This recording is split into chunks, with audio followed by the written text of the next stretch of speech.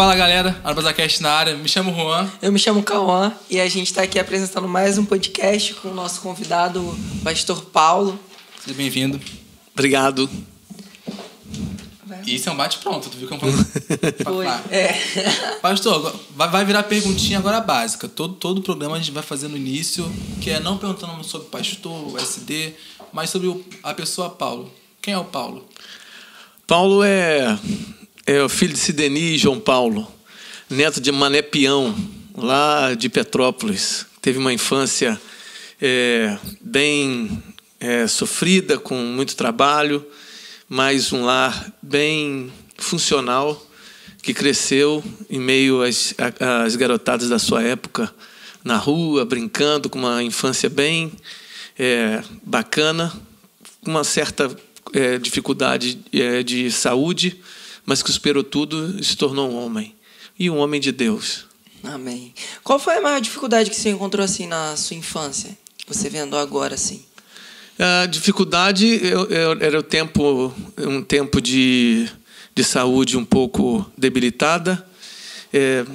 Assim, lembro da minha mãe cuidando de mim durante muito tempo, né? Até 12 anos eu tinha um problema neurológico que deixou algumas sequelas. Não, eu tinha um problema neurológico até os 12 anos e isso foi resolvido, né? Mas, via de regra, foi isso. Aos 12 anos, depois dos 12 anos, nunca mais tive crise e foi bacana com o esporte, toda a minha vida praticando esporte desde muito cedo, e isso foi muito bom para mim.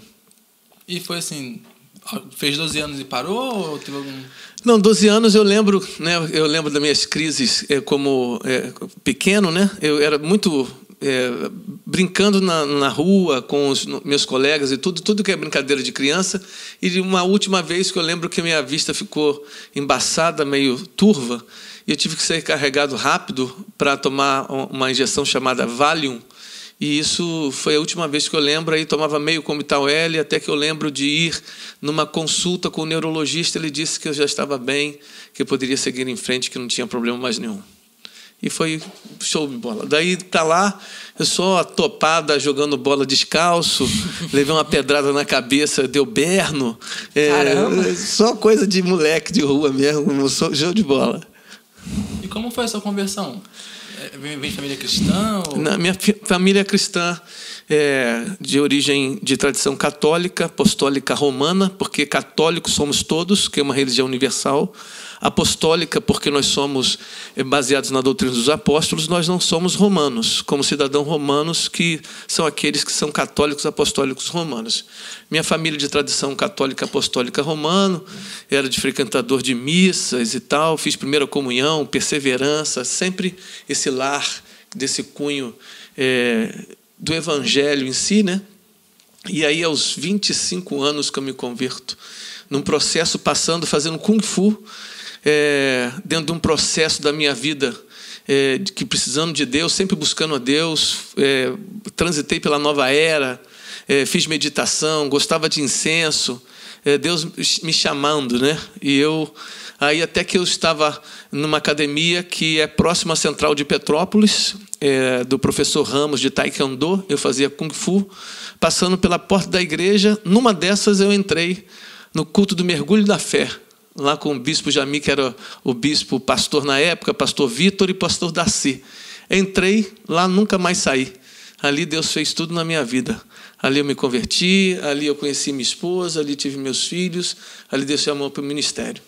Como foi a reação assim da sua família, do pessoal, quando você saiu da doutrina que você foi criado e foi para uma totalmente diferente? Sim, foi de boa, porque, na verdade, dentro dessa questão de espiritualidade, no Brasil é meio sincrético, né? Então, a parte da minha mãe era um bandista, um pouco um bandista, não minha mãe nem meu pai.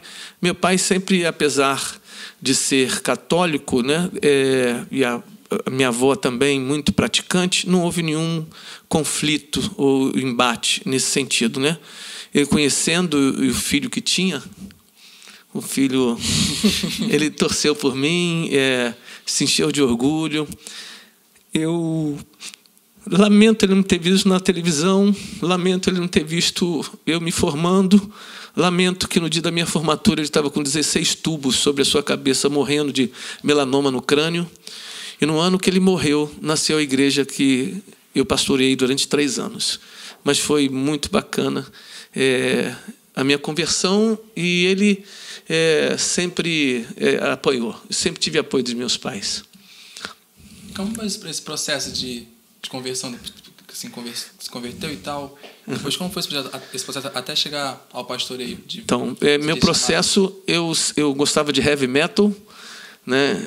Ainda de não conhecer muita gente, eu gostava do barulho, né? Frequentava a igreja central de Petrópolis, fazia kung fu, tinha o cabelo no ombro. Sério? Pesava 72 quilos. Conta mais. Só andava de preto. E aí ia para lá. E na saída, frequentando desde 94 a Igreja Metodista Wesleyana Central de Petrópolis. E aí eu saía de lá para ir por Bar Violão, lá na Fonseca Ramos. Então, eu estava cheio de carrapicho ainda, né? Que eu botava o heavy metal, saía do culto, botava o heavy metal bem alto. Tinha uma agenda que era uma agenda perigosa, porque na época não tinha celular com agenda, né? Então, os caras mais antigos tinham agenda, né? Então, meu problema era a agenda, com os contatos que eu tinha. Também a questão de sair, não ter se convertido plenamente, começando a frequentar. Até que, eu disse isso sobre a entrega total, que eu e o pastor Ricardo aprendemos lá, com Ebenezer Bittencourt, no Haggai. A minha entrega total se deu em meados de 94, no Natal de 94, quando eu estava na minha casa e Jesus se revelou para mim, porque eu já estava caminhando na presença de Deus e ainda não tinha me convertido. Eu só era frequentador de igreja. E eu estava deprimido, sonhando em ter família, sonhando com uma vida diferente, com esposa, com filhos. Até que Jesus disse para mim: se você quer que eu mude a sua história, então mude de vida. Foi no Natal, em 94. E aí, aquilo ali eu me decidi verdadeiramente a fazer a minha entrega total a Jesus. E na minha casa, no meu quarto, eu fiz essa entrega total. No ano seguinte, em 20 de agosto de 95, eu me batizei. Dia 7 de setembro de 95, eu conheci a Cristina. Dia 25 de janeiro de 97, eu me casei. Dia 22 de fevereiro de 99, no dia da aula inaugural, meu filho nasceu. E 21 de maio de 2001, nasceu minha segunda filha, Vitória. João Vitor e Vitória. Então, quando eu fiz minha entrega total a Jesus, nesse processo de caminhada, ele virou a chave da minha vida. E minha vida só prosperou e foi abençoada. Vitória é comprometida? Vitória está comprometida. Lá eu não gosto de ninguém que tem bigode e nem usa a blusa da Nike. Por isso que eu trouxe uma da Adidas. Pastor, você falou algo interessante de que conheceu a sua esposa na igreja. E é algo que... Não estou dizendo que eu faça isso. Mas é algo muito corriqueiro de você ver que alguns meninos ou meninas vão na igreja para poder procurar alguém, né? Para poder namorar e tal. E alguns falam que isso é o certo, né? E outros falam que é errado. E o que o senhor pensa sobre isso? Porque eu penso que, por exemplo, eu sendo cristão, não faz muito sentido eu procurar uma menina num baile e tudo mais. Embora eu possa, tá, pastor? Mas acho que pro conceito que você falou, de criar uma família e tudo mais, né? Então, o que você fala sobre isso? Eu estou falando os membros da minha igreja falam que eu sou pastor Vai falando comigo, Eu entendo isso. Pastor Ricardo tem uma mente tão aberta, eu também não tenho a mesma profundidade do pastor Ricardo, mas eu entendo o seguinte: primeiro, que não é porque está na igreja é sinônimo de ser bom casamento ou uma boa escolha. Isso é importante demais para ter esse discernimento. Namoro é conversa, namoro é conhecimento, namoro é troca de ideia. É claro que se a raiz for santa, todo ramo será. Então, dependendo de onde eu traço, eu não posso buscar aquele que vive entre os mortos. Foi essa palavra do anjo para as mulheres. Porque buscai aquele que vive entre os mortos, né? Então, se dependendo do local que eu esteja à procura de alguém que vai andar comigo para o resto da vida, ou pelo menos ter um tipo de relacionamento comigo dentro dos princípios cristãos para se conhecer em um casamento, acredito que a igreja, onde é um lugar de pessoas que estão arrependidas, aprendendo a crescer no conhecimento, na graça, tendo outro estilo de vida, é um excelente local. Mas eu reconheço que na escola, no trabalho, no treino, no curso de pós-graduação de inglês, também são ambientes onde as pessoas se relacionam.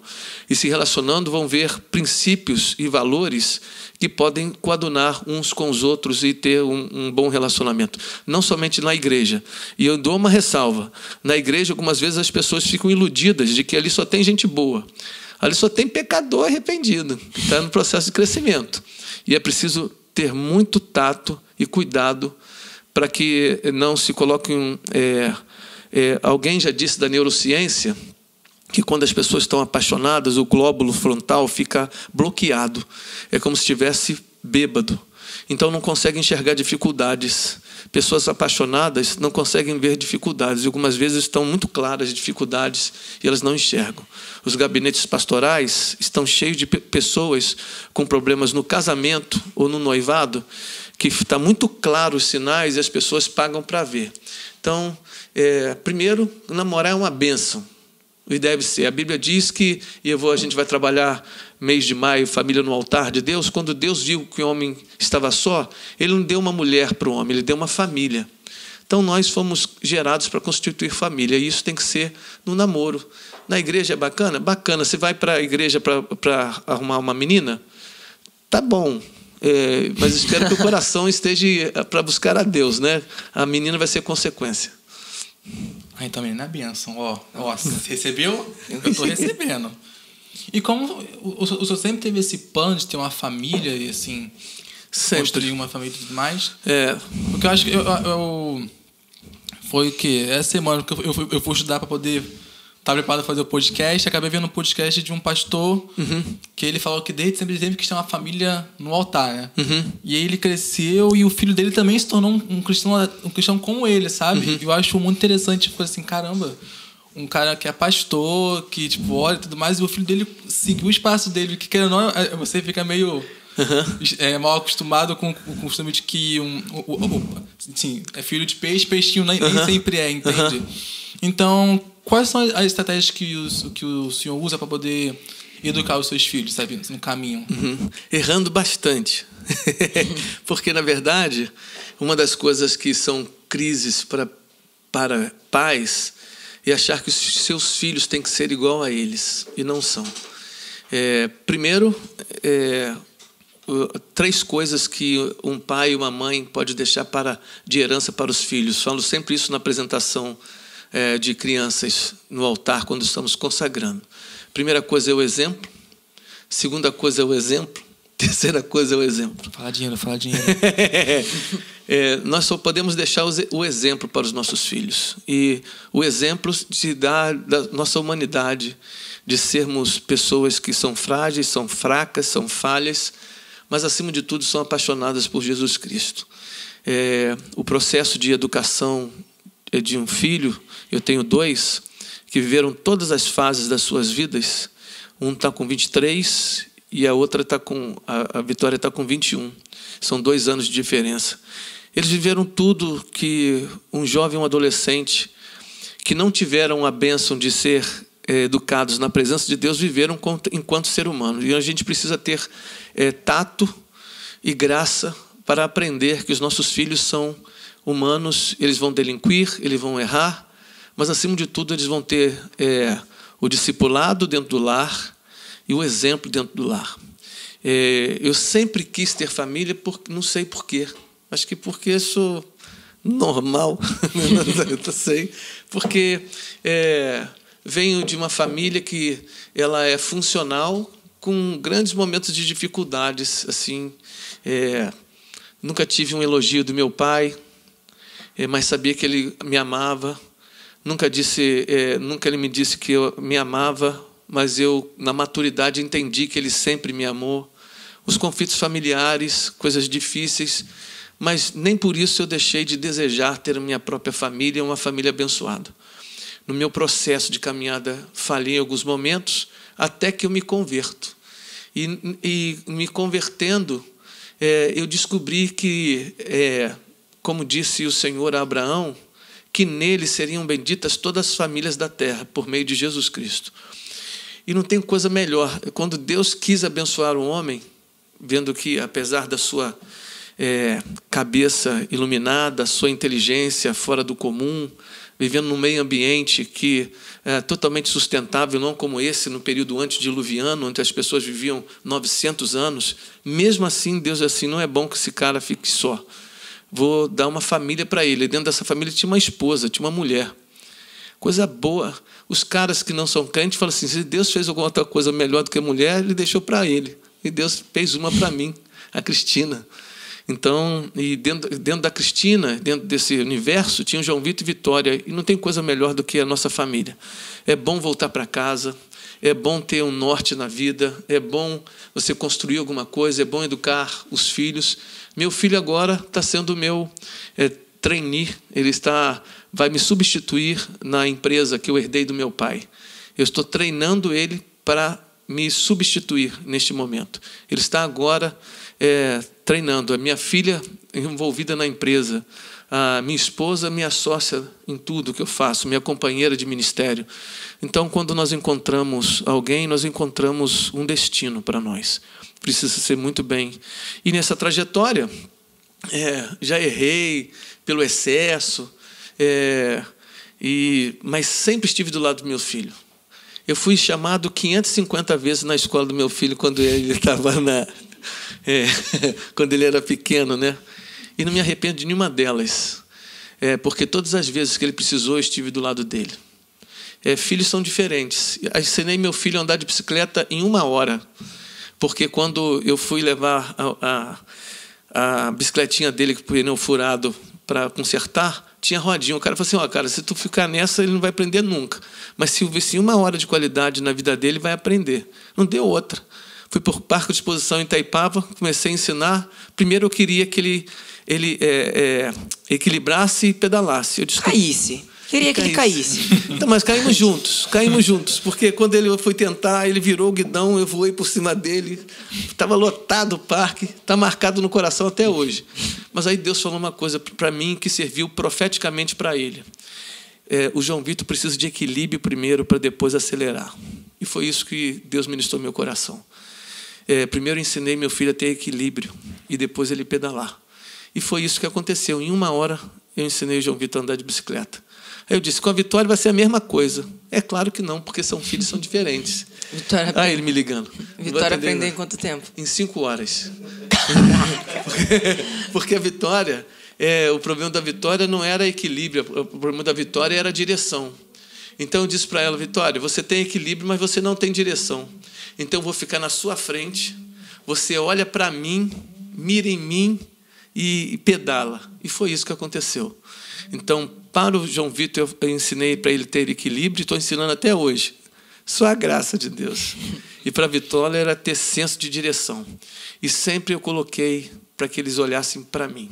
Isso se aplica na vida espiritual também, né? Não é? Caramba, é muito louco. Se a gente não tem equilíbrio e não foca em Jesus, as coisas desandam. E a gente acaba caindo. Algumas vezes a gente quer correr sem ter equilíbrio.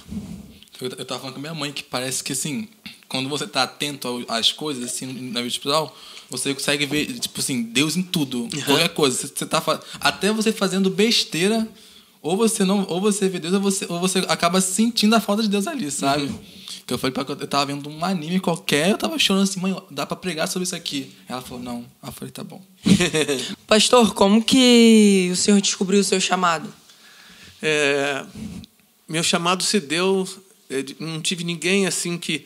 Eu sempre na minha geração, como nós somos uma igreja pentecostal, as pessoas sempre falando, né, que algum profeta foi levantado, você tem um chamado. Alguns dizem assim, tentei de tudo na vida fazer, nada, fracassei em tudo, então entendi que era para ser pastor. Não foi nada disso para mim. Eu desconfio de algumas pessoas assim também, acho que é muito complicado. Porque quando Deus chama, eu abri mão é abrir mão de coisas grandes, né? Deus não fecha a porta para ninguém, para o cara não ter outra escolha ser, no meu entendimento, ser pastor. Não, ele é abençoado em tudo que ele faz. Eu carrego na minha vida, e aí profissional, eu sou microempresário, herdei coisas com meu pai e levo até hoje. Eu entendo que um homem de Deus, ele é bem-sucedido em tudo aquilo que ele coloca as mãos. Então, por isso, quando Deus chama para alguma coisa, nós temos que abrir mão mesmo de coisas. Não é porque eu não dei certo em lugar nenhum que eu vou ser bom pastor. O cara que não deu certo em lugar nenhum não vai ser um bom pastor. Isso aí, tenha certeza disso, porque é muito da personalidade, do caráter que leva. Mas o meu se deu naturalmente. Eu sempre lidei com liderança de pessoas. Eu sempre pratiquei esporte. Meu pai era diretor de futebol, também sempre liderando, né? Então, eu comecei a ir para a igreja.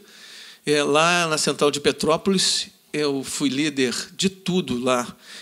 Líder de mocidade ou de jovens, diretor de Ministério de Educação, Ação Social, Cultivo Espiritual, ministro de louvor.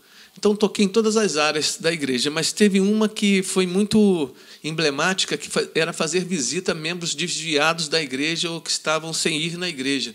Tive o privilégio de dirigir a Kombi da igreja lá na Central de Petrópolis, quando tinha lá, eu me sentia importantíssimo, né? E pegava as fichas lá com o presbítero Dejair, na época, que era do presbitério lá, dos membros que estavam afastados ou não, ia buscá-los.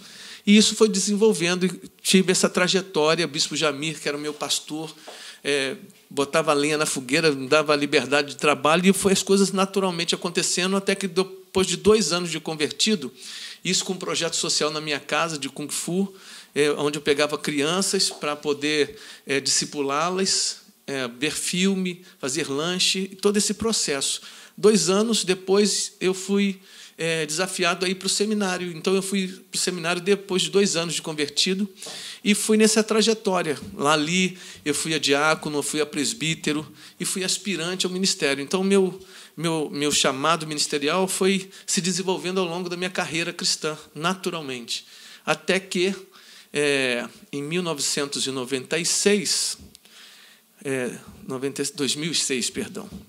2006, eu fui consagrado. Em um concílio de 2006, o pastor Vitor me consagrou ao ministério e eu fui, e foi meu mestre também, que eu devo muito até hoje, e eu fui consagrado para a primeira igreja, a Igreja Metodista Asniana, em Duarte da Silveira, um grande desafio, depois de 3 anos no Castelo, onde o pastor Ricardo também começou comigo. Como foi essa experiência, assim, de pegar a primeira igreja e tal, um pastor... Foi um horror. Corta. Não, foi difícil demais, porque 3 anos eu tinha uma ligação afetiva muito grande com a igreja do Castelo São Manuel, na época a congregação do Castelo São Manuel, que era uma referência no bairro. Chegamos a 122 pessoas, tínhamos um projeto lá com as crianças do bairro, a igreja era uma referência no bairro. Nós começamos numa sala com 17 pessoas, com sofás velhos, e Deus nos deu graça de crescimento. Ali nós plantamos uma igreja em Santana do Deserto também, onde o pastor Ricardo também esteve lá, e foi um tempo muito bom. Depois de 3 anos, eu fui substituído por um teólogo, que hoje é o doutor Jansen, e eu fui substituir um pastor sênior, que está na glória, que é o pastor Paulo Vasconcelos, que tinha acabado de construir uma igreja grande, numa comunidade, no Duarte da Silveira, Rua Luiz Winter, 135, numa comunidade que tem muitos alemães, muito tradicional. Então, eu era um pastor recém-consagrado. Fui substituído por um teólogo e fui substituir um pastor sênior. Eu me senti nada. A igreja é na minha própria casa, lá na propriedade que nós temos, né? Foi na minha casa que começou tudo. Eu estava a 22 quilômetros da minha igreja, da minha casa, né? Naquele ano aconteceu tudo, bati de carro, fez uma série de coisas. Foi difícil demais essa transição de cortar o cordão. Foi muito traumático. mas foi uma bênção. Os primeiros 2 anos foram de adaptação. Fiquei lá 6 anos e Deus me abençoou muito lá naquele ministério. Só deixei amigos lá em Eduardo da Silveira, gente muito querida, uma igreja que anda sozinha, que eu vi as manifestações dos dons do Espírito nos cultos. Foi um tempo de muita bênção mesmo. E não fiz nada de sozinho. Tinha a época o Arthur, que era um amigo, um profeta e mestre, tinha a Marise, que era uma secretária, e mais os obreiros locais lá, que todos homens e mulheres de Deus, Marcelo, que está na glória, que se formou a pastor, que eu enviei ele para o seminário. Eu cheguei lá e disse assim: Marcelo, eu vim liberar a sua vida para o propósito de Deus para a sua vida. Eu pude conduzi-lo ao seminário, ele se formou e morreu de câncer. Mas só deixei amigos lá. Eduardo da Silveira é uma igreja muito querida, minha primeira igreja. Passou por outras até chegar agora em Magé?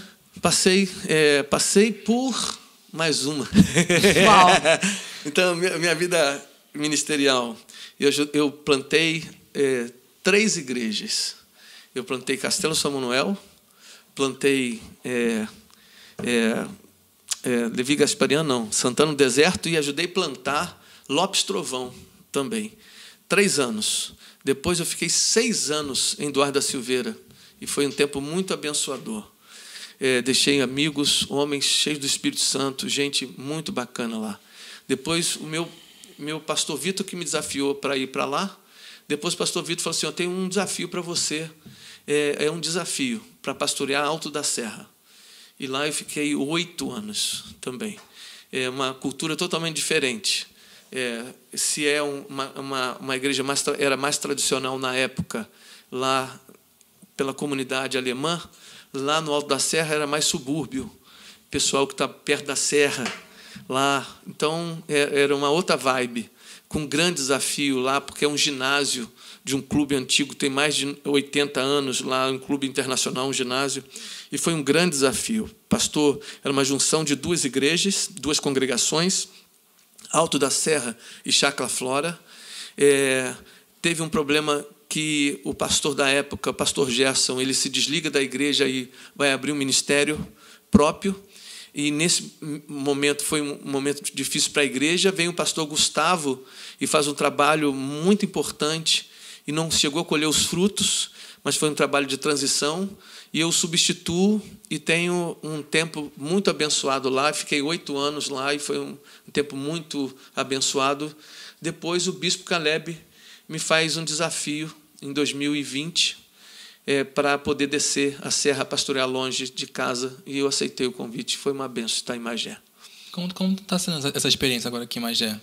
Horrível, brincadeira. Essa parte não corta, não. Não corta. Essa parte não corta, não. Deixa. Não, A gente envia para Magé. Magé, ela chega... vim para Magé, para mim, foi... primeiro porque eu fui muito abençoado em 2020. Em 2020, minha mãe ainda estava viva. Minha mãe tinha aneurisma e efizema pulmonar. E durante a pandemia, ela estava viva ainda, e ela foi internada 5 vezes. E foi muito tenso, né? Ela ficou muito debilitada, mas Deus a poupou nesse ano. 2020 foi um ano também da pandemia, onde o meu negócio duplicou. Deus me abençoou muito em 2020. Então eu disse assim: eu não posso não responder a nenhum chamado de Deus devido a essas bênçãos que Deus derramou sobre a minha vida. Salmo 116, versículo 12, diz que darei ao Senhor por todos os benefícios que me tem feito. Eu entendi, e eu ministrei lá: se um grão de trigo não cair na terra e não morrer, ele fica só, mas se ele morrer, ele dá muito fruto. Eu entendi que era tempo de Deus para a minha vida, para eu poder responder o chamado missionário. Descer para Magé é descer para uma outra cultura que eu não conhecia. Gente é gente em todo lugar. O pessoal fala assim: todo pastor Ricardo é um, né? Não quer sair daqui de baixo. Eu já ouvi de outros pastores de que quem vem para a região metropolitana, que eu pensava que era Baixada, né? Quem vem para cá, para o Rio, não quer voltar. Mas eu entendo que eu fiz um curso de 8 anos lá no Alto da Serra, que o pessoal é tipo aqui, o pessoal daqui debaixo do Rio. Mas eu entendi que é uma outra cultura. Magé, especificamente, para mim, eu lido com pobreza e violência. muito latente, porque, como diz Dilcinho, é um cria lá da igreja que lida Achei com... que era o cantor. Achei que era o cantor, falei, meu Deus, não. Como é lá da igreja lá que lida com jardinagem, ele falou assim, pastor, tirando o centro de Magé, qualquer lugar aqui é perigoso. É bom saber. E hoje eu estou apaixonado pela Lagoa. Na Lagoa nós temos um projeto social lá e é uma bênção, é tenso, mas é uma bênção, né? Então, vindo para Magé, então minha mãe ainda estava viva. Eu perdi minha mãe estando aqui em Magé, foi em julho do ano passado. Mas eu tenho só descoberto histórias lindas das pessoas. Eu disse aqui, agora nos 30 anos da congregação do Vale da Bênção, lá no bairro do Saco, que eu talvez esteja experimentando um vislumbre daquilo que o apóstolo Paulo sentia quando escrevia suas cartas às igrejas. Conhecendo as histórias das pessoas, me vem à mente quando Paulo está chamando os presbíteros de Éfeso para se despedir. E ele fala do relato do tempo que esteve com eles. Eu talvez, nesse curtíssimo tempo, pela intensidade das coisas que eu tenho vivido e do volume de trabalho pastoral que eu tenho tido em Magé, eu trabalho no sentido de ter relacionando com pessoas. Talvez eu tenha, não sei se é pela idade também, vai ficando velho, vai ficando sensível, né? Mas talvez eu tenha um vislumbre daquilo que o apóstolo Paulo sentia, da bênção de poder pastorear as igrejas. Então tem sido um tempo muito abençoador. Cara, deve ser acho que eu tava o senhor falando, tô pensando assim, parece que é mal de Paulo, todo cristão que se chama Paulo quer sair plantando a igreja, né? Uhum. Mas deve ser muito... Não sei se a palavra seria recompensador. Uhum. Porque você, querendo, muitas das vezes, não vai acabar vendo o fruto do seu trabalho, né? Mas você está em vida, Deus está te privilegiando de poder ver 2, 3 vezes que o Senhor plantou e elas estão agora rendendo frutos, deve ser mais, é Deus honrando, né? Uma coisa que eu aprendi, e isso está no meu coração, que ninguém constrói castelos para si. Nós só estamos de passagem. A gente... João capítulo 1, versículo 6, o texto eu vi o pastor Jeremias Pereira, da 8º Presbiteriano de Belo Horizonte, falando que é sobre... Houve um homem enviado por Deus cujo nome era João. Então, houve um homem enviado por Deus cujo nome era Paulo. Que teve uma história no Castelo São Manuel, que teve uma história do Arda Silveira, que teve uma história no Alto da Serra, que está fazendo a sua história, ou fazendo história agora aqui. Eu acho que é Tito Santa Cruz que fala que o que vale nessa vida é a vida que se leva. Eu não sei quem é o cantor que fala isso, não, mas é isso mesmo. Um pensador contemporâneo. Isso aí. Um pensador contemporâneo. Então, é isso que é a realização. Eu sou um homem privilegiado de poder lidar com gente, pregar o evangelho e tocar em vidas. Isso é uma bênção para mim. Pastor, como o senhor chegou ao título de Pastor SD? Caramba, esse parece um negócio pomposo, né? Eu não sei. Eu não sei o que passou na cabeça do bispo Caleb de falar assim. E aí eu vou ser bem humilde aqui.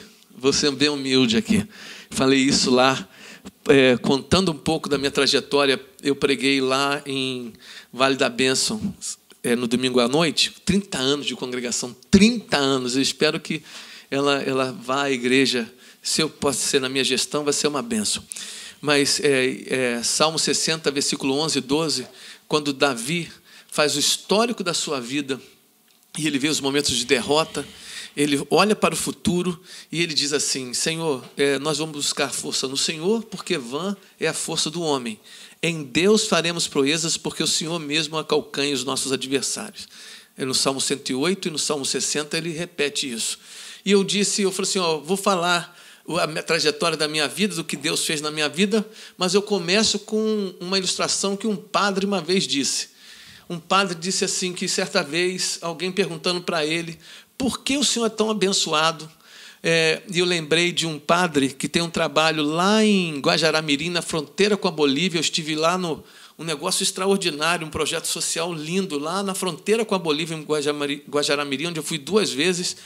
Um projeto assim fantástico. inclusive com uma sala de leitura bíblica. Achei aquilo tão diferente, sabe? É uma sala de leitura bíblica. E disse assim: é porque Deus, olhando da sua glória, não encontrou uma figura tão desprezível para que ele pudesse manifestar o seu poder. Por que eu sou ECD? É porque Deus, olhando da sua glória, não encontrou uma figura tão desprezível que pudesse manifestar o seu poder. Eu não sei o que deu na cabeça do bispo Caleb, não, mas eu sonhei com isso, sim, porque eu já fui secretário, eu lido com ação social, eu lidei durante 10 anos, 10 anos na secretaria, uns 4 na secretaria-geral, 10 na secretaria regional. Sempre estive no conselho nesse período, né, nesses 4 ou 6 anos, 6 anos no conselho. Eu auxiliei pastor Almir, 2 anos, pastor Maia, 4 anos, e depois estive na frente da pasta durante 2 gestões. E isso, ele lidando com o conselho, o bispo deve ter encontrado alguma coisa que eu pudesse contribuir, por isso eu estou. Eu sei que isso não é um cargo ad eterno, isso é uma função, na verdade, de auxílio do bispo junto aos pastores do distrito, onde eu procuro contribuir, vivenciar as experiências pastorais com eles, ser essa voz do bispo junto aos pastores, e tenho estado superintendente distrital nesse período. Vamos ver se final do ano eu permaneço. Mas é uma benção. Quer fazer campanha eleitoral para a Câmara? Favor, votem em mim. Não, tem que falar com o bispo, né? Não é votação, é Deus tocar no coração do bispo Jamir.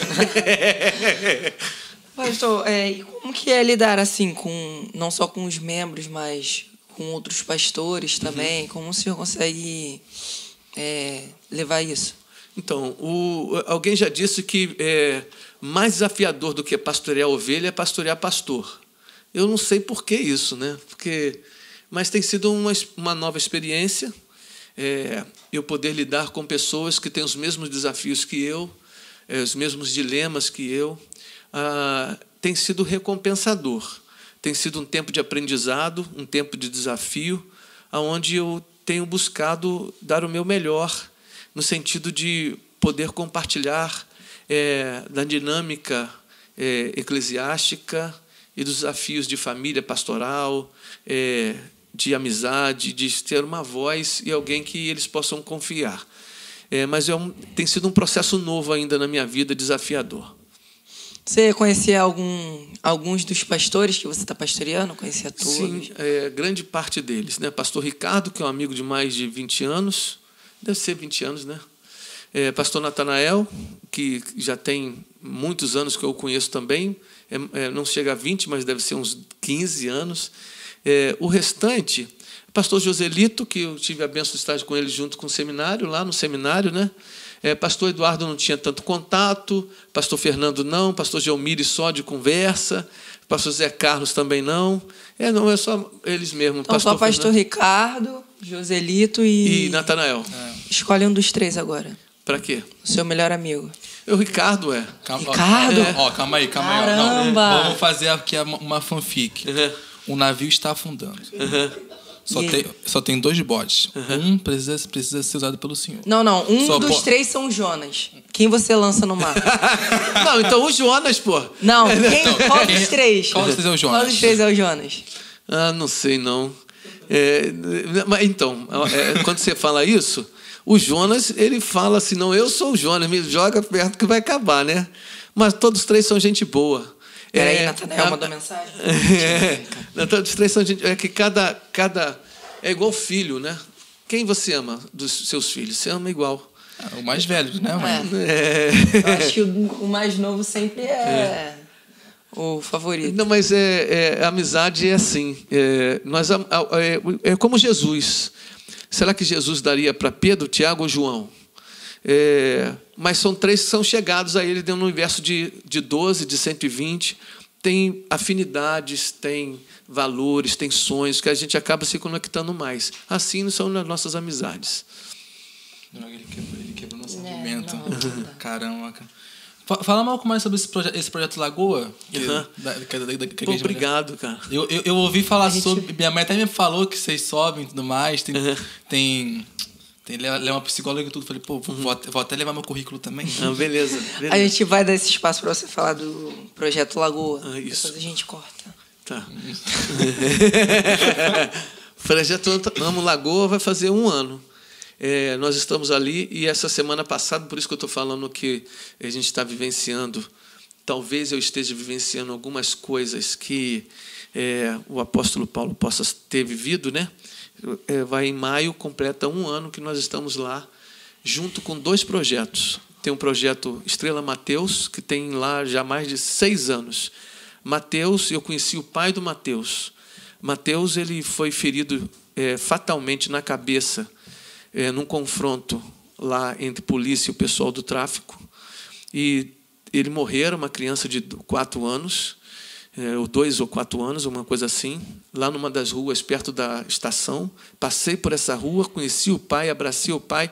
Depois o Cristiano, que é o mentor do projeto, que é diácono da nossa igreja, que disse que aquele era o pai do Mateus. Então nasceu o projeto Estrela Mateus, uma escolinha de futebol, que tem um campo do lado da igreja, que há 6 anos está lá. Quando eu cheguei lá, ele e o Márcio, que é o macaca da roda de capoeira lá de dentro do projeto social que acontece lá, é uma sala, que é um espaço que é o projeto social. Eu perguntei o que eu posso fazer para poder ajudá-los. Ele disse assim, pastor, aqui as crianças passam muita necessidade se eu der um lanche, porque muitas vêm aqui com fome. E a gente começou dando um lanchinho para eles, para o treino. E isso foi ganhando corpo. E, ao longo do tempo, nós fomos crescendo com isso, né? E aí, hoje, a gente dá, além do café da manhã, almoço. E aí a gente tem levado dentistas lá. A doutora Lilian já foi no ano passado, ficou um período de 4 a 5 meses lá, tratando dos dentes das crianças. Distribuímos lá pasta de dente, escova de dente. Alguns não conheciam o que era escova de dente. Nós nos deparamos com um quadro, algumas vezes, de miséria mesmo, com muita dificuldade mesmo, do lado de uma realidade que está do lado, ali muito perto, né? O clima é tenso, aqueles que conhecem a Lagoa sabem disso, vivi algumas tensões, alguns momentos muito tensos lá, mas sempre de boa. Eu comecei entrando na Lagoa com alguém da comunidade. Hoje eu entro lá tranquilo, sou conhecido. Fiz questão que Cristiano me apresentasse a galera toda de lá. No início eu fui na galera lá toda, me apresentei. Algumas vezes eu fui abordado para a galera lá, me apresentei também. E tudo de boa. Hoje eu entro lá, não vou à noite, porque eu acho que a gente não pode tentar a Deus também. Mas o que pode dar errado. E aí, na verdade, hoje a igreja lá, eu entendi que o que Deus tem, depois de 1 ano que eu estou aqui em Magé, eu entendi o que Deus tem para nós lá dentro da Lagoa é o projeto social. Eu venho do Ragai, agora junto com o pastor Ricardo, pastor Renato, pastor Valmir, os amigos, né? Justamente para ampliar esse projeto. Nós temos uma dinâmica, queremos acrescentar um pouco mais. Estamos fazendo esse trabalho de não integração. É uma igreja que seja que traga essas crianças para perto, né? Porque integração é colocar um grupo de pessoas no mesmo espaço, mas não unida. Me fugiu o termo agora. Uma igreja que seja onde todos convivam no mesmo espaço. Então, essas crianças a gente tem trazido para perto, né? E tem sido um movimento muito interessante. Nós vamos ampliar ainda mais esse projeto. Hoje nós temos os dentistas, nós já temos tratamentos com alguns psicólogos, estamos com aula de reforço. Algumas crianças, apesar de estar num 5º ano, inclusiva, ser uma igreja inclusiva, porque nós temos o grande desafio hoje de tem muitas crianças autistas que precisam ser incluídas, ser uma igreja inclusiva, ter o acolhimento, né? Isso também se dá no processo de âmbito social também, que são 2 mundos diferentes, de sociedade, de comportamento, de uma série de coisas. Então, esse movimento a gente tem feito hoje na igreja tem sido muito legal, a igreja se tornar inclusiva, também nessa área social, para uma outra realidade. E tem sido uma bênção. Tem um líder lá que é o meu amado lá, o Carlos André e Tati, que cuidam desse projeto para a gente. e nós estamos trazendo mais pessoas para compor esse projeto. Nosso sonho é fazer da nossa igreja um centro social, e meu desafio é levar para que elas aprendam a costurar primeiro e depois elas fazerem capa de sofá, que é muito rentoso financeiramente. Temos feito processo de oficinas para ensinar alguma coisa para que as mães possam aprender alguma coisa. E o nosso projeto é, em 1 ano, ganhar 150 pessoas lá, a partir de junho, se Deus quiser. 150. Nós já temos umas 40, 50 crianças que todo sábado estão com a gente. Nós fizemos o Natal lá e a igreja abraçou no ano passado e demos 108 presentes novos para todos eles e fomos entregar de casa em casa. E foi um tempo muito bom. A igreja ela tem sido relevante lá na Lagoa.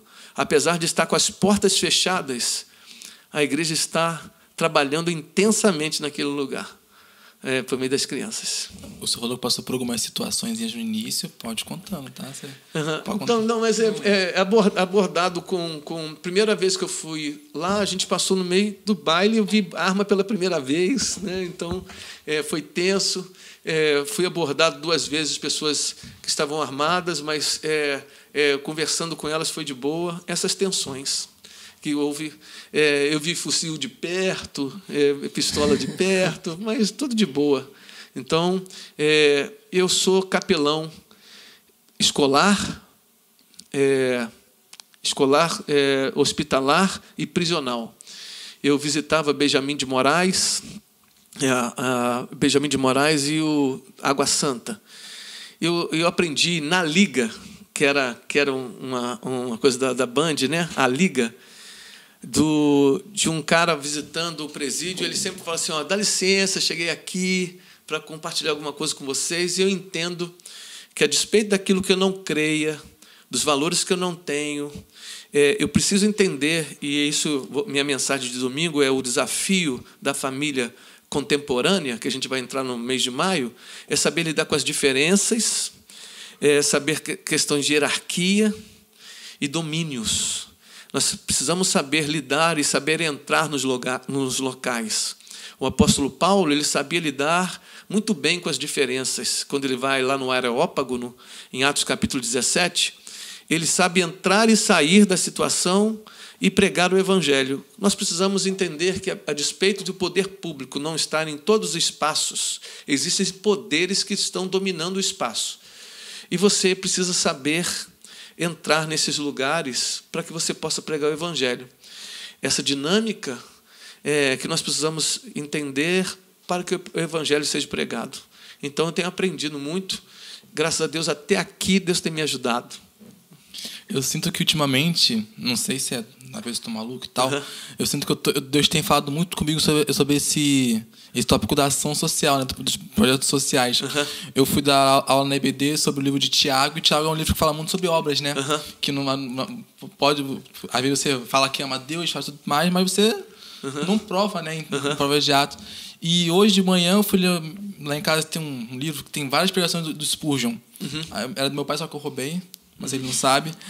Aí eu estava ali uma pregação que ele estava falando, uma pregação sobre aquele povo de Nazaré, quando Jesus volta para Nazaré para poder pregar para eles e tal, que era um povo que já conhecia Jesus. Ele é um povo, aí na pregação ele compara aquele povo com uma pessoa que já conhece a palavra, assim, já às vezes cresceu, já conhece a palavra. E aí mostra Jesus, tipo assim, as pessoas, elas achavam que Jesus devia algo a elas. E Jesus fala assim, não, tipo, eu não sou obrigado a fazer um milagre aqui, eu não sou e tal.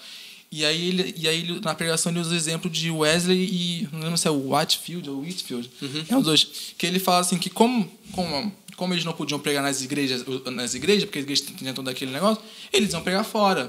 Por quê? Porque pelo que eu entendo, que quando na igreja, que não tem muitos desviados da igreja, né, ali dentro, né? Eles conhecem, sabem, então, mas eles às vezes eles acham muito que Deus deve algo para eles. Mas as pessoas falam não. Mas a pessoa, vou usar o exemplo da Lagoa, são pessoas provavelmente eles vivem num cenário totalmente diferente do que às vezes um cristão comum nasceu, né?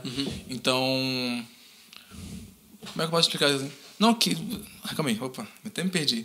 Que como esses projetos eles são importantes para o crescimento da igreja, porque a igreja ela tem que ser isso. Não adianta muito nós sermos uma igreja só dentro das quatro paredes, com um louvor muito legal, com uma pregação fenomenal, se a gente não leva isso para fora, né? Porque vou usar a igreja de Maria aqui como exemplo, é uma igreja onde deve ter um ótimo louvor, não tão bom quanto a nossa. Um ótimo louvor, um bom pastor que prega. Poxa, mais ou menos. Picador de fumo. Mas ela também é uma igreja que ela tem aquele braço estendido. Não é aquela igreja que você às vezes a pessoa ela vai lá buscando o quê? Buscando aprender na escola, aprender a costurar, tal. E ela vem por algo e lá ela conhece Jesus. Acho que é isso. Sinto que as igrejas elas têm dormido muito nesse ponto de ação social que o Jesus ele fala: Senhor, como podemos dizer que o amamos? Tem a passagem que eu esqueci, que é muito longa. E também tem aquele, né? Que ama a Deus sobre todas as coisas e o próximo como a ti mesmo. Então, se a gente, de fato, ama Jesus, é algo que tem que estar em nosso coração, né? Está lá em Gálatas, acho que é 6:8, que fala que, irmãos, não canseis de fazer o bem. Então, é algo que eu acho interessante, que é algo perto da gente, né? Então, acho que provavelmente não está sendo só pessoas da nossa igreja, mas também pessoas de outras igrejas. Que as obras sejam algo que esteja no nosso coração, né? Porque que é isso mesmo, gente. É só isso mesmo. Falei. Pode falar que eu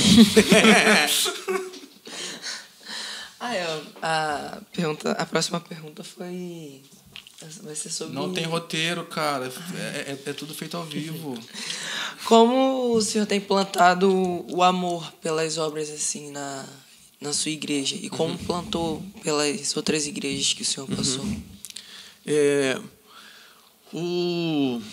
Não sei a frase de alguém que fala, não sei se é de Wesley, alguém que fala que eu vi alguém comentando que as pessoas devem ir para a igreja e ver o altar em chama e ela será, as pessoas serão contagiadas. Me lembro alguma coisa nesse sentido. Na verdade, eu em parte eu creio, em parte eu profetizo. Em parte eu creio, em parte eu profetizo, mas eu sou isso aqui. Por isso que eu acredito que um pastor ele vai ser bem sucedido em qualquer área da vida dele, porque ele traz muito daquilo que ele vive para o seu ministério. Eu sou o que sou em qualquer lugar. Eu sou aqui, isso aqui. Minha esposa me conhece muito bem, talvez a que mais me conheça. As pessoas que convivam comigo me conhecem também. Nós precisamos ser intensos, apaixonados naquilo que a gente faz. A grande questão hoje de alguns filhos de pastores e pessoas que conhecem lideranças estarem afastadas, não são como é que fala a palavra? As diferenças. Nós temos alguns momentos que nós oscilamos dentro daquilo que nós falamos e aquilo que nós cremos e aquilo que nós vivemos. Essas contradições. Todos nós, em algum momento, seremos contraditórios, mas não pode ter um abismo entre aquilo que nós falamos e aquilo que nós vivemos. Contradições nós somos.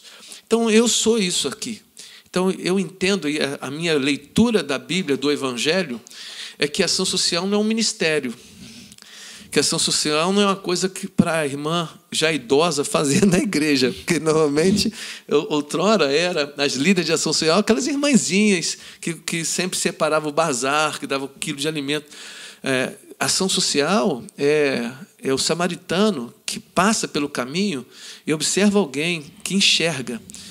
E lá o apóstolo João, na sua epístola, vai dizer: se você tem riquezas, se você tem recursos desse mundo, e vê seu irmão padecendo necessidade e não haja, como é que você pode dizer que em você há o amor? O amor me impulsiona a fazer, o amor de Cristo me impulsiona a enxergar. Primeiro, enxergar, o levita e o sacerdote enxergaram, mesma coisa. A questão é a decisão de parar, a decisão de se responsabilizar pela pergunta e a resposta. Se você está precisando de alguma coisa, eu ter empatia, eu poder olhar para o próximo com uma relação de alteridade, ver do cair do meu próximo e do meu próximo irmão. A questão, estava falando com o meu amor, vou pregar domingo, sobre essa leitura do Evangelho, onde nós vivemos numa polaridade entre aqueles que não pensam como eu não são divergentes nem têm pensamentos contrários. Eu coloco no âmbito de entre o bem e o mal. Quem é o bem e quem é o mal?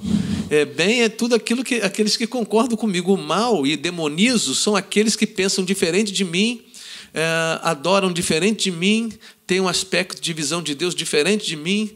Quando eu polarizo isso, eu não consigo enxergar o caído meu próximo e o próximo meu irmão. Eu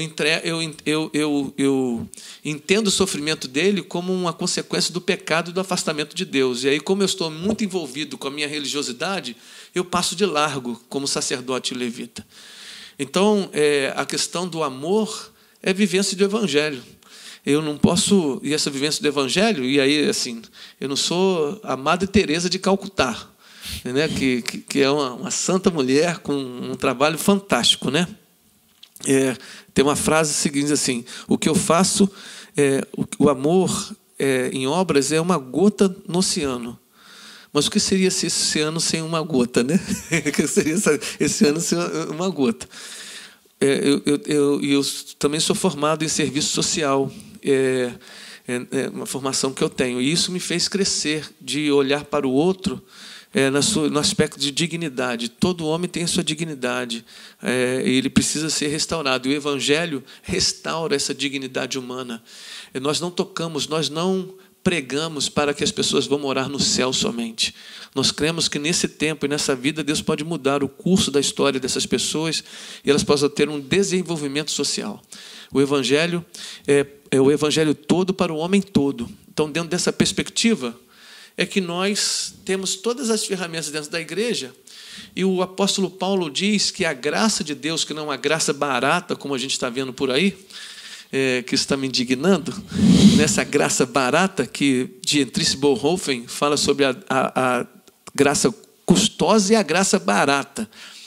E ele diz que essa graça, que nós não poderíamos responder a esse chamado, e ele nos libertou, sendo grandemente misericordioso, nos deu vida, estando nós mortos, nos deu boas obras para que nós andássemos nelas.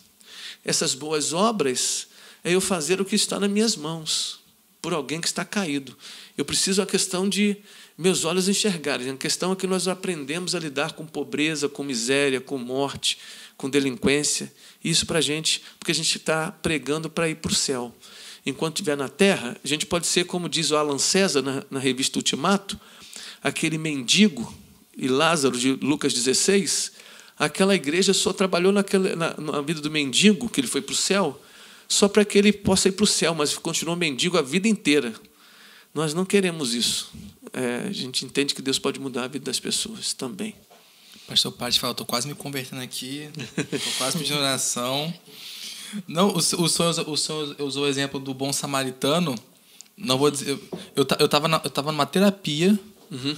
E eu tava falando sobre... Não lembro qual foi o assunto. Não vou falar também da terapia. É verdade. Aí a minha terapeuta falou do bom samaritano. Que ela usou assim, Juan. Quando passou... eu não lembro agora qual é a ordem, né? Uhum. Que é o sacerdote e o... Levita passaram reto. Foram fazer o que eles... Mas o bom samaritano, ele não só parou e viu, que era alguém que, tecnicamente, dos três, era o pior, né? Na visão do escritor. Ele desceu, ele estava em pé, né? Ele desceu e se colocou na mesma... Como você anda falando? Mesmo patamar do ferido. E ele não devia nada. Ele podia, dos três, quem mais tinha direito de passar reto fosse o samaritano. E ele se colocou no mesmo nível, no mesmo patamar daquele homem e o ajudou. E na história conta que ele levou para o cara e falou assim: tá aqui, e se for além da conta, eu pago. Porque, ela falou isso, ela falou isso, só terminou. Ela falou assim: o resto você escolhe você. E parece que acho que até ultimamente essa mensagem está fazendo mais sentido, porque como é que acho que falta muito disso no cristão, né? Porque a gente tá tão preocupado em louvar, em cantar, que são coisas que são lá dentro, que não seja importante. Mas o ajudar o próximo, ajudar aquele irmão que está no chão, sabe? A gente não faz. Eu tava falando com uma amiga minha, que Que ela tava falando assim, que a igreja que era o lugar que deveria ser o lugar que estende a mão, é o lugar que bate assim na mão. Dá ajuda, não bate. E é algo que me entristece muito, que como é que eu vou poder falar pra uma pessoa dessa que é mentira se é algo verdadeiro, sabe? Se o Jesus que tanto falou, Jesus falou, e no final a gente faz o que 10% do que ele fala, sabe? E é algo que sinceramente eu nem sei mais, eu nem sei como é que eu faço direito, porque é algo que eu queria que estivesse no coração da igreja, mas que não é algo que cada pessoa tem que fazer por si só, né? Então, mas acho que tem muita gente fazendo muita coisa, assim, são os anônimos de Deus, né? Como aquela menina na casa de Urias, são anônimos. É o menino que está dando o seu 5 pães e 2 peixes, um anônimo. É gente invisível que, como diz o autor dos Hebreus, o mundo não é digno. Tem muita gente fazendo muita coisa bacana. E membros de igreja. Na própria igreja de Piabetá mesmo você vai encontrar um monte de pessoas. Quando a gente começa a olhar para o lado, tem muita gente enganjada com o Evangelho, com as palavras de Jesus. É certo, e aí é Jesus que vai dizer, e aí a gente vê na história, alguém já disse assim, existem 3 qualidades de pessoas. Aqueles que fazem a história, aqueles que estão na carona da história e aqueles que estão alheios à história.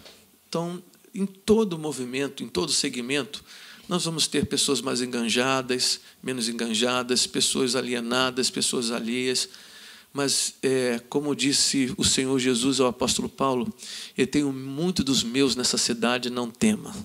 Então, tem muita gente enganjada, assim, fazendo alguma coisa, dando de si. Poderia ser mais?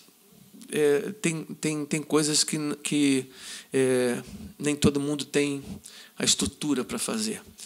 Como o apóstolo, como o próprio Davi vai usar, ele usa uma expressão, está tão bom o papo que ele está abrindo a boca aqui, deve tá muito bom. É que tá falando de Jesus, ele não gosta. É verdade. Jesus, ele não gosta. Mas Davi usa uma expressão de quando eles vêm de uma batalha e tem que prolongar mais a batalha ainda. E ele diz assim, alguns ficam com a bagagem e quando voltam de uma vitória, ele dá um princípio que existe aqueles que ficam com a bagagem e aqueles que vão à guerra. Em missões, nós oramos, nós contribuímos e nós vamos.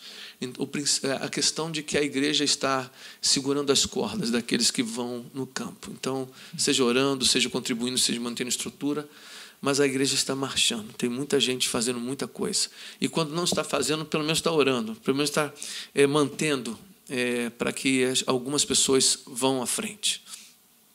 Pastor, assim, poder terminar esse tópico, tem algum projeto futuro que o senhor tem em mente, tanto para a vida pessoal quanto para esse projeto, a igreja? Vida pessoal eu quero transitar minha empresa para o meu filho, estudar mais, orar mais, aprofundar o projeto na Lagoa, ficar para sempre em Magé. Uma coisa que eu aprendi com o pastor Leonardo Castro, um amigo meu, que ficou 9 anos lá em Rondônia. O bispo levou para ele, hoje ele não está fora do nosso ministério aqui, está de volta em Petrópolis. Ele disse uma coisa, quando eu fui para Rondônia não foi para voltar. Então, quando eu vim para Magé, não foi para voltar para outro lugar. Eu quero aqui aprofundar as minhas relações aqui, aprofundar o projeto na Lagoa, esperar que a igreja cresça no âmbito dos GECELs, que é uma ferramenta de evangelismo incomparável, casar meus filhos, é isso que eu quero, estudar mais e transitar minha empresa para meus filhos e viajar, que eu gosto demais, com a minha esposa, é isso. Interessante. Pode começar as perguntas. Já falei demais. Pastor, a gente separou aqui umas perguntas que nos enviaram. São muitos. Muitas pessoas. Aí falou os nomes das pessoas, né? Pode falar. Pode falar o nome? Quem tiver aí.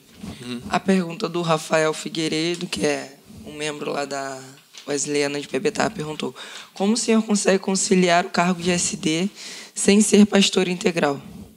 Não, eu sou pastor integral. Então, Corta isso aí, Rafael, infelizmente não. Eu sou pastor integral. Mas em nossa defesa, o nosso pastor Ricardo disse que o senhor é um pastor parcial. Então, assim, fomos entregues ao cativeiro pelo nosso companheiro de guerra. E assim, deixa eu só inaugurar uma coisa assim. Tem uma questão jurídica e estatutária de hierarquia ministerial sobre ser integral ou ser parcial. Agora eu sou integral.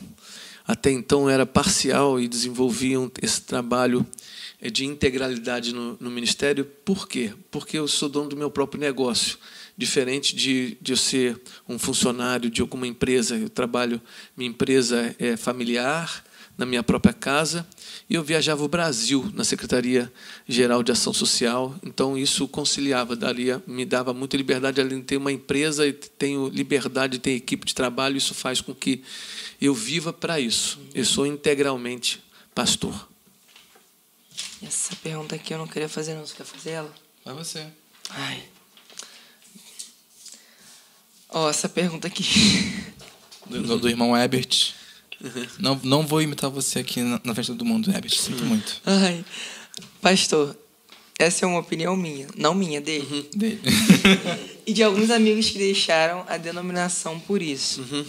O que podemos fazer para voltar com a essência que um dia nos fez criar essa denominação? E ainda sobre isso, qual é a visão que nossa liderança tem sobre o estado atual da igreja? Então, primeiro, preciso saber qual é a visão dessa essência, que ele está fora da igreja? Não, ele é da igreja. Da igreja. Então, mas a essência, qual é a essência em sentido assim? Porque, para mim, não está muito claro no sentido de que éramos, que deixamos de ser. Em que sentido assim? Eu sou de 94. Me batizei em 95. E a igreja, naquele momento, a Central de Petrópolis vivia um grande avivamento de batismo no Espírito Santo, de batismo de 110 pessoas por batismo a Central de Petrópolis. Os nossos retiros de carnaval, 1º de maio. Então, sempre nesse sistema de comunidade. Eu não vejo muita diferença do tempo que nós éramos para esse tempo, não.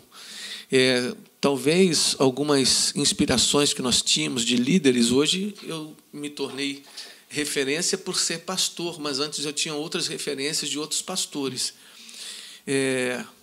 Acredito que nós crescemos em questão teológica. Nós temos hoje pastores que nosso sistema de pastoreio até então tinha o conciliar, não é isso? Tinha o sistema conciliar de pessoas que não passavam pelo seminário, mas eram cheios do Espírito Santo, que foram nossos pais da fé.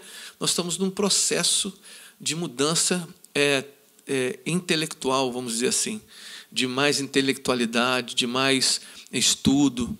Talvez nisso nós precisamos ter alguns resgates, né, de busca, de oração, mas eu não vejo muita mudança. Talvez eu não seja a pessoa correta para responder, porque eu vejo uma igreja muito mais ativa, com mais bíblica. Nossa igreja é uma igreja que valoriza muito a pregação da palavra, é uma igreja equilibrada, é uma igreja organizada, tem as suas dificuldades, mas, por exemplo, hoje eu sou SD. Eu digo, o pastor Leonardo que falava que, e o bispo Caleb tem uma frase muito interessante, que a igreja metodista wesleyana não tem dono.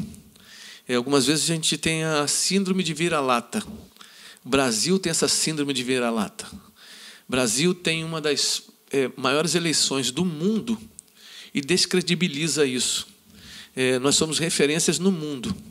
Algumas vezes a gente tem essa síndrome de vira-lata porque não consegue enxergar beleza onde nós estamos.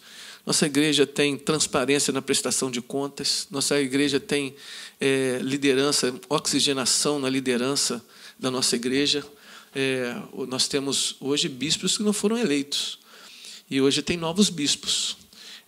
Eu cheguei a secretário regional de ação social durante 4 anos, dentro de alguns tipos de ministério. se não tiver pedigree, como disse o pastor Leonardo, fosse nós sem pedigree, a gente galgou alguns cargos na igreja. Então, um membro, um pastor que esteja trabalhando, ele pode galgar alguns lugares de hierarquia dentro da nossa denominação. Agora, talvez um saudosismo pode ser que, olhando para trás, algumas coisas puderem ficar para trás, mas eu vejo a igreja marchando bem. Justo. Pastor, aqui da irmã Val, além da Bíblia, que outro livro mais influenciou sua vida? Além da Bíblia, a faculdade foi muito interessante para mim. De serviço social foi importante na questão da lei, do conflito de classes entre o proletariado e a... Fugiu o nome. Burguesia e o proletariado. Manifesto Comunista. Isso me... Porque eu também sou empresário, ainda que seja micro. Isso me fez despertar pela relação daquele que está do outro lado, que é trabalhador, que é funcionário, que depende do trabalho. Mas a autoridade espiritual de Otmania, isso marcou a minha vida. Não tenho muitos que eu lembre agora, mas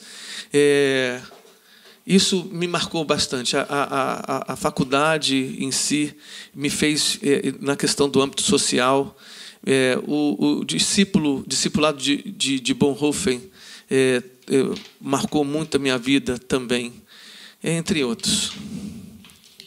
Pastor, como o senhor enxerga a igreja ideal? Assim, a sua visão de igreja ideal, como é?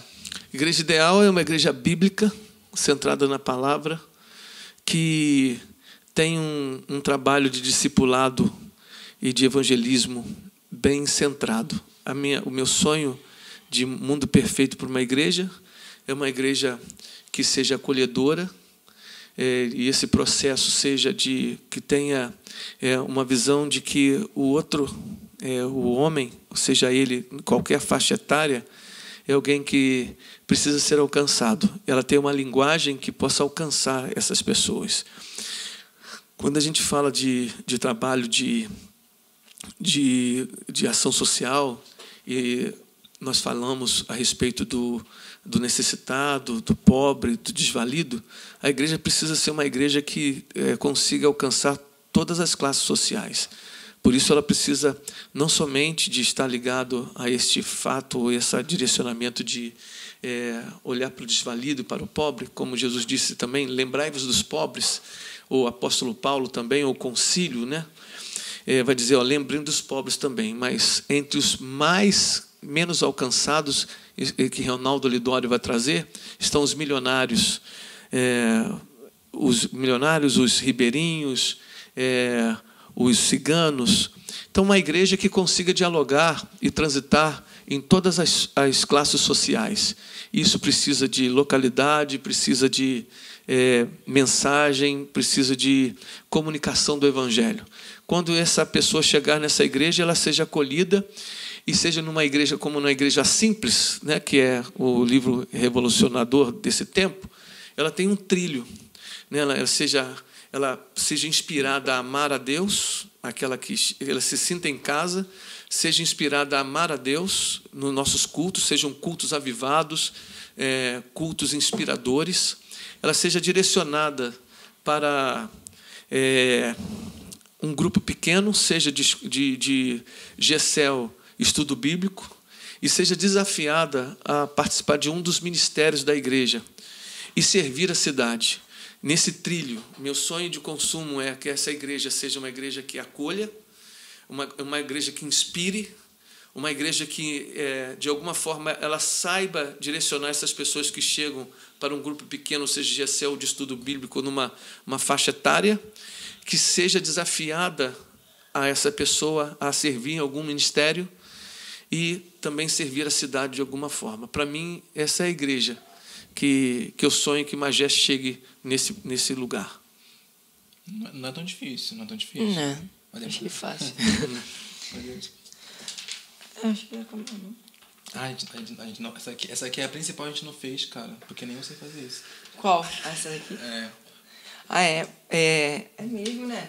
A mais importante a gente pulou. Pastor, é pra chave final, planejado. Pra fechar com chave de ouro.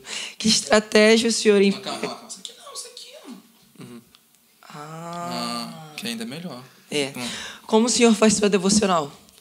Minha devocional. E assim, eu tenho uma história de devocionais, né? Eu aprendi com a missionária Paulina, minha professora de ABD, pastora Paulina. Minha devocional se ocorre todos os dias, depois do meu café, no meu escritório. Eu tinha mais devocionais, mas eu uso a devocional de Alan César, que é da Ultimato, né? Tanto uma de C.S. Lewis, que tem o compêndio dos livros de C.S. Lewis, né?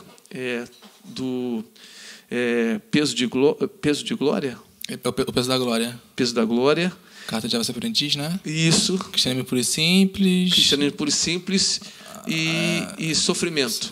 Sofrimento. Então, é um compêndio. E isso eu faço com ele e com o Alan César, que são as mensagens. Então, tanto ele como o outro. E a leitura devocional diária, né? Estou lendo o livro de Mateus agora. Então, faço essa devocional e depois eu oro. Minhas mensagens nascem a partir disso aí. É meio brega, né, pastor? Ler a Bíblia, mas... Tá meio ultrapassado, pastor. Pastor, um livro da Bíblia. Eu ia fazer essa? Você ferrou. Neemias. Eu não vou ser como... O Ricardo ia falar assim, Epístola aos Romanos, né? Eu tenho o livro do Calbart também, do comentário dos Romanos de Calbart também. Vai. Neemias, meu filho ia chamar Neemias, né? É um processo. Tem até o Haggai está com um processo de liderança esse mês com a questão de Neemias, porque tem todo um processo de liderança, de compaixão, de sair do lugar que está para poder lidar com pessoas desvalidas, e é um grande inspirador do meu ministério. Neemias, que foi minha primeira mensagem lá, dia 21 de setembro de 2003, reconstrução, uma tarefa difícil. Minha primeira mensagem que eu preguei lá na Igreja do Castelo São Manuel. Deu vontade de ler Neemias agora. Um versículo bíblico. Isaías 38:17, que foi da minha conversão. Esse que foi para a minha paz, que tive eu grande amargura. Tu, porém, amaste a minha alma e a livraste da cova da corrupção, porque lançaste para trás de ti todos os meus pecados. Foi da minha conversão, nesse processo de conversão, que eu estava mudando, transicionando de vida, e Deus me deu esse texto que está no meu coração até hoje. Cara, eu não quero mais a pergunta, eu quero que ele vai falando, cara. Eu tô me sentindo tão bem ouvindo. Uma paz, falar. né? Não, porque excede quase todo entendimento.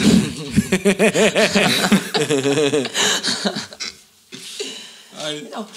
Um filho. Tem que responder, infelizmente. É complicado. Como assim? Escolhe o filho aí, pastor. Vitória ou João? Não, os dois, pô. Não. O navio está afundando. E o senhor só pode salvar um. Eu garro os dois pelo cabelo e vou. Pastor, eu ia te perguntar isso. Como foi o processo? Por que o senhor quis tirar o seu cabelo que ia até o ombro? Então. Eu não queria, não, cara. Foi um processo dolorido, né? Eu era confundido com Lobão, com Tom Cruise. Imagina, na época eu tinha um cabelo que se chamava Asa Delta. Isso é da minha época, Asa Delta e tal. Eu, na época do Top Gun, as meninas... Eu tirava a onda de Tom Cruise, cara. Então, deu até uns beijos nas meninas, porque me confundia com Tom Cruise, né?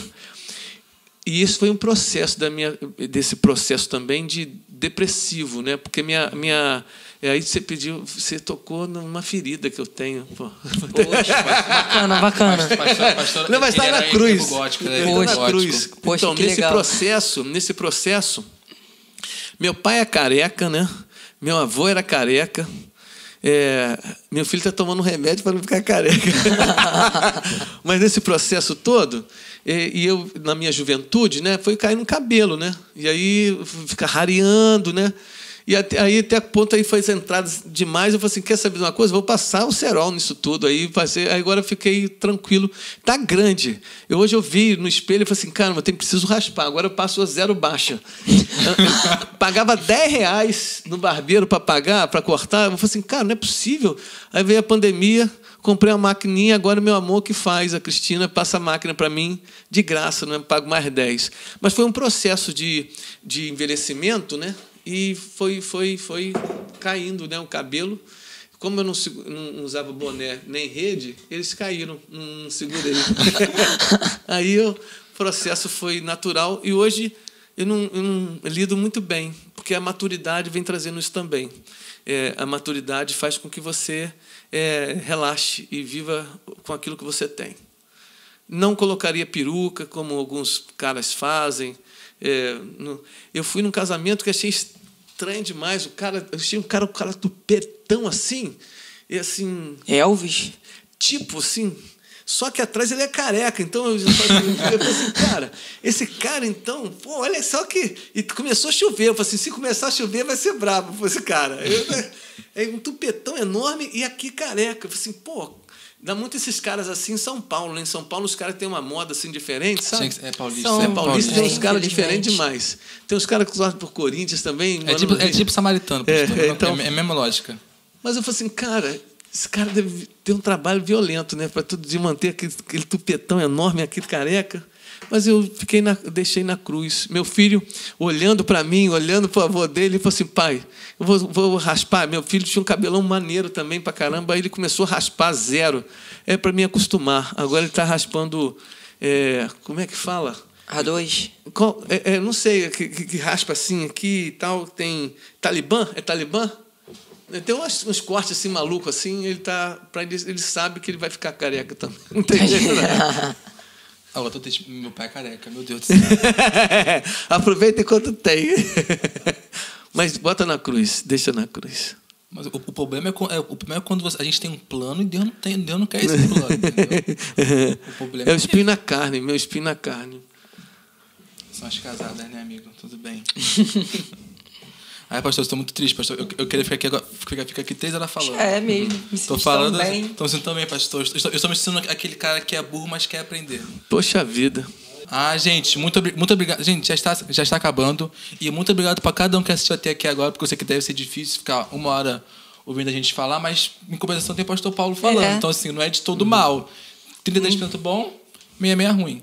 Muito obrigado, pastor Paulo, por estar aqui. Aceitar esse convite. Pastor, é literalmente um volte sempre. Amém. Sim. Pode voltar sempre. A gente não se incomoda. Amém.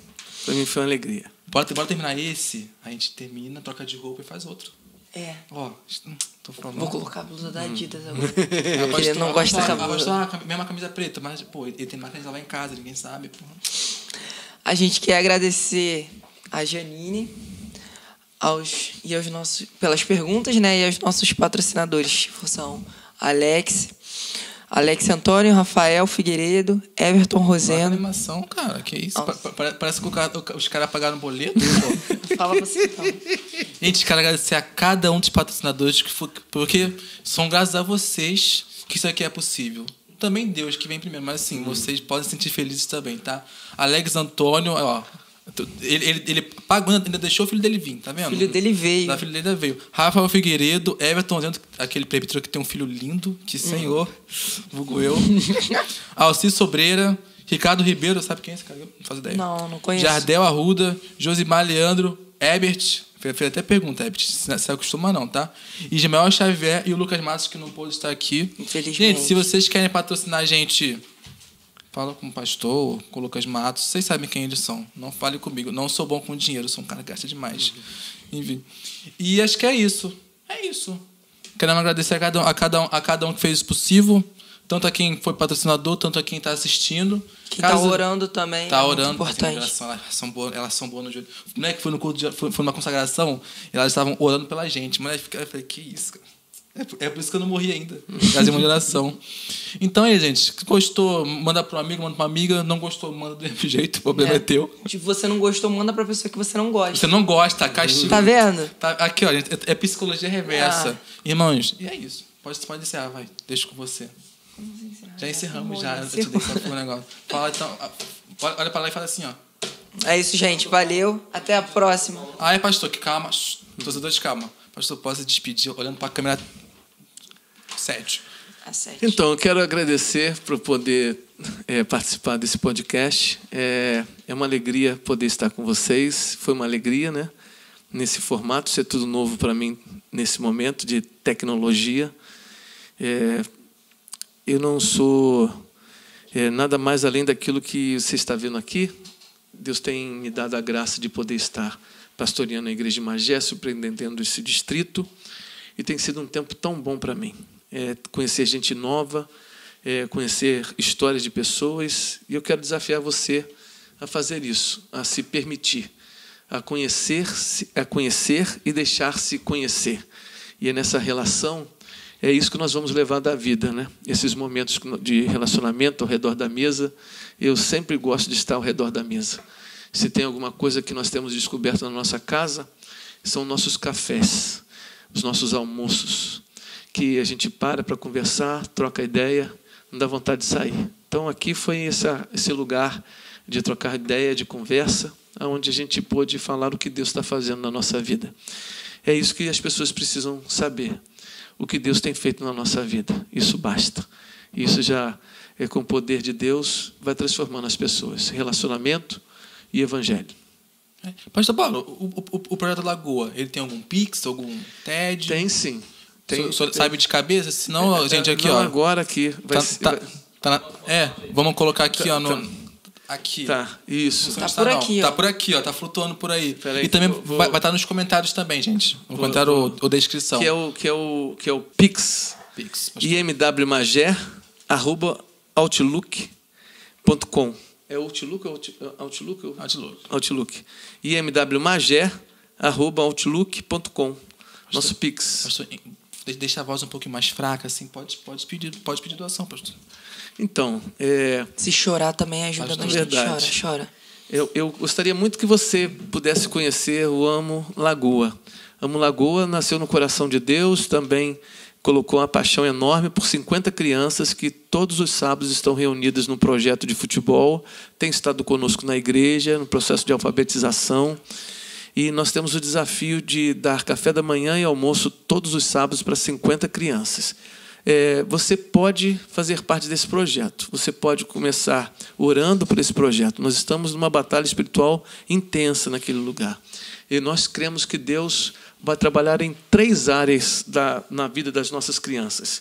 Eles vão crescer em sabedoria, em estatura e graça diante de Deus e diante dos homens. É como Jesus cresceu em sabedoria, estatura e graça diante de Deus e diante dos homens. Eles vão crescer no intelecto, na espiritualidade e em estatura fisicamente e em sociedade. Como você pode fazer isso?